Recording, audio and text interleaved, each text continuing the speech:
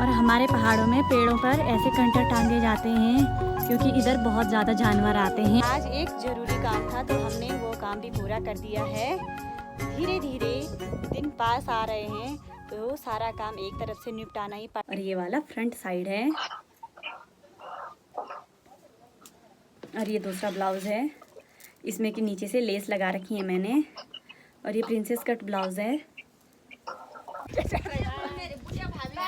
ये सारी भाभियां हैं मेरी।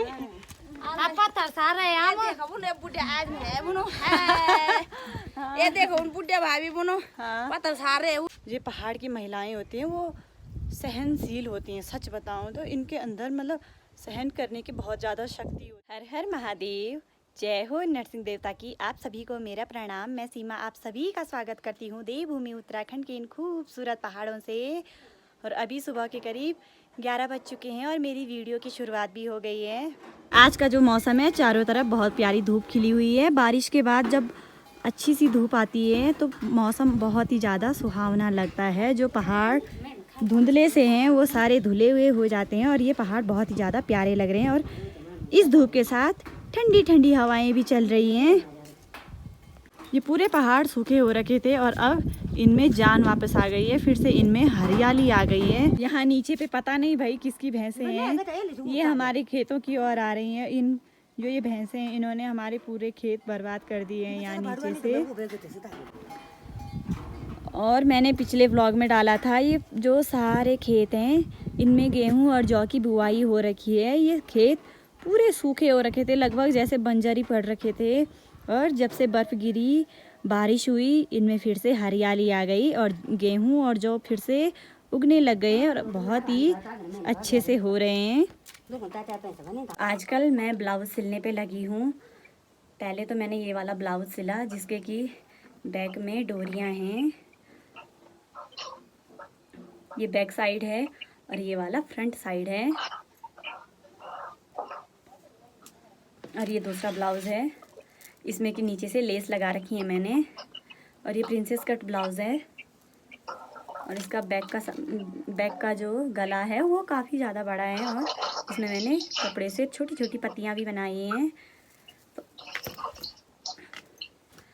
अब धीरे धीरे शादी का सीज़न आ रहा है तो कपड़े भी ज़्यादा होते हैं तो थोड़ा काम भी ज़्यादा है। तो इस वजह से मैं व्लॉग भी कंटिन्यू नहीं कर पाती हूँ। और आज लंच में है राजमा की दाल और भात। ये मत बोलना कि कुकर काला है, ये राख से इसकी लिपाई हो रखी थी और कुकर अंदर चूल्हे में रखा था तो दाल अपने आप पक रही थी। हमने बस वहाँ लकड़ियाँ लगा रखी थी, मैं भी अपना काम कर रही थी, तब तक दाल अच्छे से पक गई। और अभी दिन के टाइम अंदर बहुत ज़्यादा धुआं होता है तो मैंने आग नहीं जलाई। मैं अभी दाल को गैस में पका रही हूँ, बस इसमें छौंक वगैरह लगाना है। मैं जा रही हूँ नीचे खेत में धनिया के लिए। दाल में थोड़ा धनिया भी डालूँगी। राजमा का तो टेस्ट तभी आता है जब उसमें धनिया पड़े और हमारा अच्छा खासा धनिया हो रखा है। कि सीढ़ियाँ बहुत ख़तरनाक हैं भाई, अगर गिरी तो हो गया।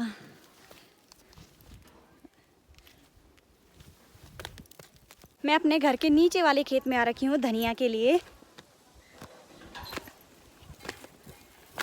और पहाड़ों में एक खेत से दूसरे खेत में जाने के लिए ऊपर साइड ऐसी सीढ़ियाँ बनाई रहती हैं तो इनमें आसानी से ऊपर जाया जाता है और नीचे भी आया जाता है। सब्जी वाले खेत में चप्पल लेके नहीं जाते हैं। और यहाँ हमारा बहुत ही अच्छा धनिया हो रखा है, पूरा यहाँ धनिया ही धनिया है। और इस साइड हमारे जौ हैं और इस साइड को हमारा धनिया है।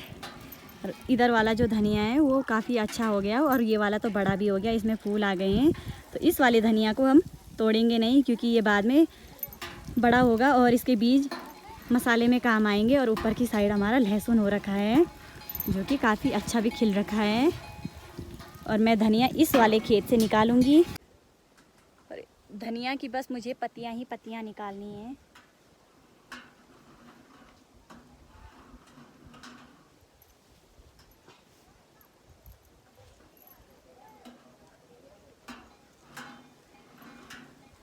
और इस धनिया को संभल के निकालना पड़ेगा क्योंकि इसकी अगर पत्तियां टूट गई तो ये ऊपर नहीं होता है।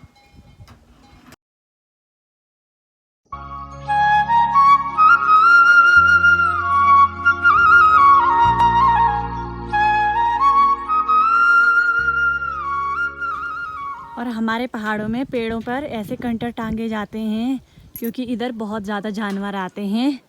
यहाँ सामने तो खैर जानवरों ने बर्बादी कर रखा है, तो ऐसे जगह जगह पेड़ों पर ये कंटर टांगे जाते हैं और ये हवा की वजह से बजते रहते हैं रात भर। तो थोड़ा बहुत जो जानवर डरते हैं वो भाग जाते हैं फिर। और इस वाले खेत में पालक हो रखा है, छोटा छोटा पालक। इसमें से तो बहुत सारा पालक खा भी लिया हमने। और यहीं साइड में मिर्च का पौधा भी हो रखा है जिसमें कि बहुत ज़्यादा छोटी छोटी मिर्चें लगी हैं।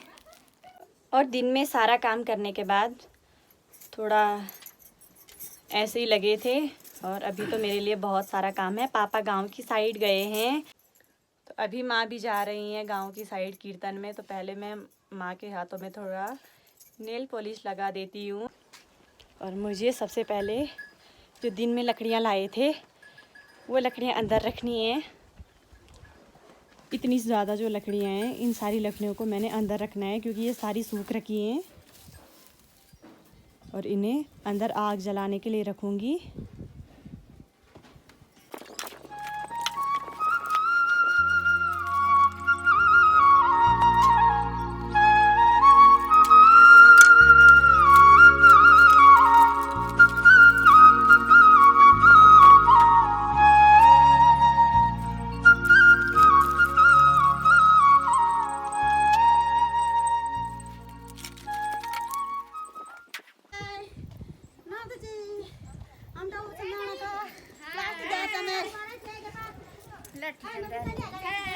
ये देखो बुढ़िया वो दारू छाने की।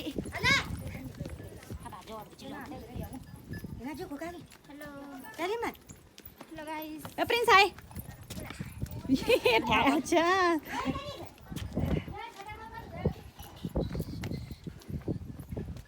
और एक भाभी पीछे छूट गई हैं। हाँ, ये भी भाग रही हैं। और ये सारे के सारे बोल रहे हैं कि हमें भी निकालो, और ये सारे निकाल रहे हैं। हेलो गाइस, पत्थर ला रही हैं सबके सब। ये सारी भाभियां हैं मेरी। पत्थर सारा है हम देखो बुने बुढ़े आज है बुनो ये देखो उन बुढ़े भाभी बुनो पत्थर सारे है बुनो। ये ताई जी हैं, इन्हीं के घर के लिए सारी महिलाएं पत्थर ला रही हैं। और एक चीज़ बहुत अच्छी है भाई, पहाड़ की महिलाओं में एकता है।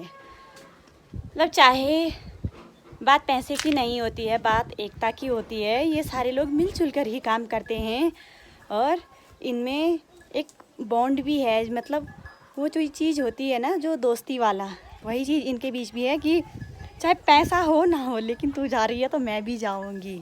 तो यहाँ वही सीन है कि अगर तू भी जा रही है, जहाँ तू जा रही है मैं भी वहीं जा रही हूँ। ये सारी महिलाएं बहुत हिम्मत वाली हैं भाई, ये बहुत काम करती हैं, बहुत ज़्यादा काम ही करती रहती हैं। दिन में घर गए, कुछ आराम भी नहीं किया, जानवरों के लिए थोड़ा चारा वगैरह लाए, खाना खाए, फिर से काम पे आ गई हैं। और पीठ में इतने बड़े बड़े पत्थर लेके आना बहुत बड़ी बात होती है। जो पहाड़ की महिलाएं होती हैं वो सहनशील होती हैं। सच बताऊं तो इनके अंदर मतलब सहन करने की बहुत ज़्यादा शक्ति होती है। पहले के ज़माने में तो मम्मी भी बताती हैं, इन लोगों ने बहुत ही ज़्यादा कठिन परिस्थितियों में अपना जीवन यापन किया है। और आज भी बहुत सारे गांव की महिलाएं जो हैं वो एक दूसरे के साथ मिलजुल कर काम करती हैं। और हर चीज़ में काम, चाहे हार्ड हो, इजी हो, कुछ भी हो, लेकिन वो हर काम को मुस्कुरा कर ही करती हैं। कुछ भी चीज़ उन्हें तकलीफ़ हो, लेकिन उनके चेहरे पे एक छोटी सी स्माइल ज़रूर रहती है। आज एक ज़रूरी काम था तो हमने वो काम भी पूरा कर दिया है। धीरे धीरे दिन पास आ रहे हैं तो सारा काम एक तरफ से निपटाना ही पड़ता है। जितनी जल्दी हम वो काम करेंगे उतनी जल्दी वो सारा काम हमारे सर से उतर जाएगा। तो आप लोगों को ज़रूर आगे के ब्लॉग में देखने को मिलेगा कि क्या काम था वो जो हमने आज निपटा दिया है। और अभी थोड़ी देर में सनसेट होने वाला है और सनसेट होने से पहले ही मैंने इतने ज़्यादा कपड़े धोने हैं। पहले मैं ये कपड़े धो लेती हूँ। जो चीज़ मैंने आप सभी को सुबह दिखाई थी, ये कंटर जो हमने नींबू के पेड़ पे टांग रखा है। रात में भी ऐसे ही ठंडी ठंडी हवाएं चलती रहती हैं, बहुत तेज़ हवाएं भी चलती हैं। आजकल तो खैर ठंडी हवाएं चल रही हैं। ये रात में ऐसे ही बजता है। और यहाँ खेतों में बहुत सारे सूअर आए रहते हैं, हमने भी देखे हैं कई बार। यहाँ खेतों में बहुत ज़्यादा सूअर आते हैं, हम रात में आते हैं इन्हें भगाते हैं। तो ये ऐसे ही बजता रहता है रात भर। अभी लगभग मैंने आधे कपड़े धो दिए हैं और ये सारे मैंने यहाँ धूप में फैला दिए हैं और थोड़ी ही देर में सनसेट भी होने वाला है। धूप यहाँ पे बस थोड़ी सी बची है पहाड़ के टॉप में, और खलवा तो चलो पूरा अंधेरा हो गया है। इधर तो पूरी धूप चली गई है और सामने जो पोखरी गांव है वहाँ भी बस कहीं कहीं पर धूप बची है और सारी धूप चली गई है। और अभी मैंने सारे कपड़े भी धो दिए हैं और इनको यहाँ फैला दिया है आंगन में। खैर वैसे तो सनसेट हो गया है, लेकिन ये कपड़े आधे से ज़्यादा तो हवा में सूख जाएंगे। और हमारे गांव में भी पूरा सनसेट हो गया। जो ये वाला पहाड़ है, इस पहाड़ में बस धूप बची है और हमारे एरिया में तो पूरा सनसेट हो गया है। और आपने थोड़ी देर पहले देखा होगा कि सामने जो खलवा गांव है, इस गांव में कुछ भी नहीं दिखाई दे रहा था। वो एक्चुअल में बात ये है कि जो ये पहाड़ का ये टॉप एरिया है, यहाँ पे जब धूप रहती है तो यहाँ इस पहाड़ की पूरी शैडो यहाँ पड़ जाती है और कुछ भी नहीं दिखाई देता है सामने के गांव में। और अभी जो खलवा का माहौल है वो पूरा दिख रहा है।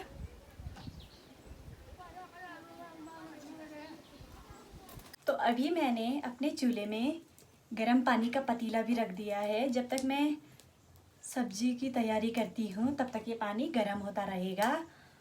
और अभी लगभग मैंने कुकर में चने भी चढ़ा दिए हैं और पानी का पतीला पीछे रख दिया है। यहाँ पे कुकर चढ़ा दिया मैंने चूल्हे में और ये पकते रहेंगे आराम से और मैं तब तक आटा गूंथूंगी। और अभी कुकर और चने को देखकर मुझे याद आया साथ निभाना साथिया में जो एक डायलॉग है, हे राशि कुकर में से चने निकाल दिए या खाली कुकर गैस पर चढ़ा दिया। ये कोकिला मोदी ने राशि के लिए बोला था।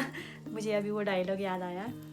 तो अब मैं आटा गूंथूंगी। पापा भी गांव से आ गए हैं और अब पापा अभी हाथ मुँह धुल रहे हैं। थोड़ी देर में पापा को चाय भी देनी है। माँ अभी कीर्तन से तो नहीं आई, तो मैं तब तक आटा गूंथती हूँ।